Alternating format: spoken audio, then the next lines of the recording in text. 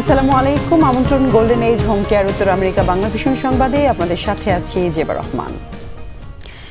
সম্পর্কের বিষয়ে মুখ বন্ধ রাখতে যুক্তরাষ্ট্রের সাবেক প্রেসিডেন্ট ডোনাল্ড ট্রাম্পের নির্দেশেই পর্নো তারকা স্টর্মি ড্যানিয়েলসকে ঘুষ দেওয়া হয়েছে, এমনটি দাবি করেছেন ট্রাম্পের আইনজীবী মাইকেল কোহেন। সোমবার নিউ ইয়র্কের ম্যানহাটনের আদালতে জবানবন্দি দেওয়ার সময় তিনি কথা বলেন। কোহেন বলেন তিনি ট্রাম্পের নির্দেশনায় এবং তার লাভের জন্য এটি করেছেন। ঘুষ দেওয়ার সময় একটি ফোন রেকর্ডও সামনে এসেছে। 2016 সালের 28 অক্টোবর ট্রাম্পকে কল দিয়ে 5 মিনিটের বেশি সময় কথা বলেছিলেন কোহেন। ওই দিনই স্টর্মির সঙ্গে সমঝোতা চূড়ান্ত হয়েছিল। কোহেন আরও বলেন তিনি স্টর্মির আইনজীবীর কাছে ব্যাংকের মাধ্যমে $1,30,000 হস্তান্তর করেছিলেন। স্টর্মি পরবর্তীতে মুখ বন্ধ রাখতে সমঝোতা চুক্তি এবং অতিরিক্ত নথিতে স্বাক্ষর করেন। ট্রাম্পের বিরুদ্ধে অভিযোগ, স্টর্মি ড্যানিয়েলসের সঙ্গে তার যৌন সম্পর্ক গড়ে উঠেছিল। পরে 2016 সালের প্রেসিডেন্ট নির্বাচনের আগে এ বিষয়ে মুখ না খুলতে ট্রাম্পের পক্ষ থেকে $1,30,000 ঘুষ দেওয়া হয়েছিল স্টর্মিকে।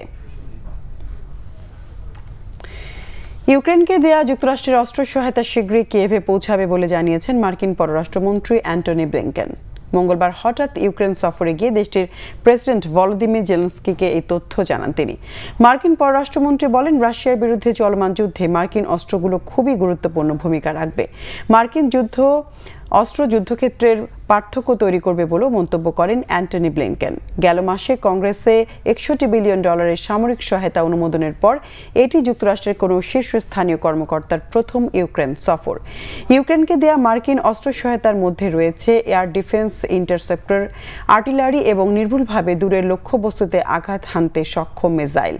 এমন এক সময় ইউক্রেন সফরে গেলেন মার্কিন পররাষ্ট্রমন্ত্রী যখন দেশটির গুরুত্বপূর্ণ শহর খার্কিভে জোরালো হামলা চালিয়ে যাচ্ছে রাশিয়া। দখল করে নিচ্ছে একের পর এক গ্রাম। তবে অস্ত্রের অভাবে পাল্টা হামলা চালাতে পারছে না ইউক্রেন। নতুন অস্ত্র সহায়তার পর ইউক্রেনের সামরিক খাত আবারও চাঙ্গা হয়ে উঠবে বলে ধারণা করা হচ্ছে। এবারে ঢাকা সফরে সহকারী মার্কিন পররাষ্ট্রমন্ত্রী ডোনাল্ড লুর সাথে বিএনপি সহ রাজনৈতিক দলগুলোর কোনো বৈঠক হবে না বলে নিশ্চিত করেছে যুক্তরাষ্ট্রের পররাষ্ট্র দপ্তর। মার্কিন পররাষ্ট্র দপ্তরের ব্রিফিংয়ে বাংলাদেশ নিয়ে একাধিক প্রশ্নের জবাবে প্রেস সচিব বেদান্ত প্যাটেল জানিয়েছেন যুক্তরাষ্ট্রের সরকারি কর্মকর্তাদের কারোর সাথে সাক্ষাৎ করা বা না করার মধ্যে সফরের সময়সূচি সহ অনেক বিষয় জড়িত। তার কাছে জানতে চাওয়া হচ্ছে 17 মাসের তৃতীয়বার ঢাকায় লুর সফরের বিশেষ কোনো গুরুত্ব আছে কিনা। প্যাটেল জানান লু দক্ষিণ এশিয়ার বেশ কয়েকটি দেশ বিশেষ করে ভারত, শ্রীলঙ্কা এবং বাংলাদেশ সফরে গেছেন। এই সফরে তিনি প্রতিটি দেশের সঙ্গে সহযোগিতা জোরদার এবং একটি মুক্ত, উদার ও সমৃদ্ধ ইন্দো প্যাসিফিক অঞ্চলের জন্য মার্কিন সমর্থনের বিষয়টি উপস্থাপন করছেন। বাংলাদেশের সাথে যুক্তরাষ্ট্রের সম্পর্ক কিভাবে আরও গভীর করা যায় সে বিষয়ে সরকারি কর্মকর্তা, সুশীল সমাজের প্রতিনিধি এবং অন্যান্য নাগরিকের সাথে কথা বলবেন তিনি।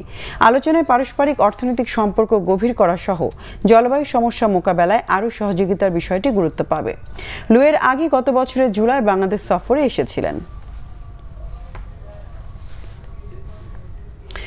দর্শক, ছিল এখনকার মতো। আগামী শনিবার বাংলাদেশ সময় সকাল 6টা, শুক্রবার নিউ ইয়র্ক সময় রাত 8টায় উত্তর আমেরিকা বাংলা ভীষণ সংবাদ দেখার আমন্ত্রণ রইল। এতক্ষণ সঙ্গে থাকায় ধন্যবাদ সবাইকে।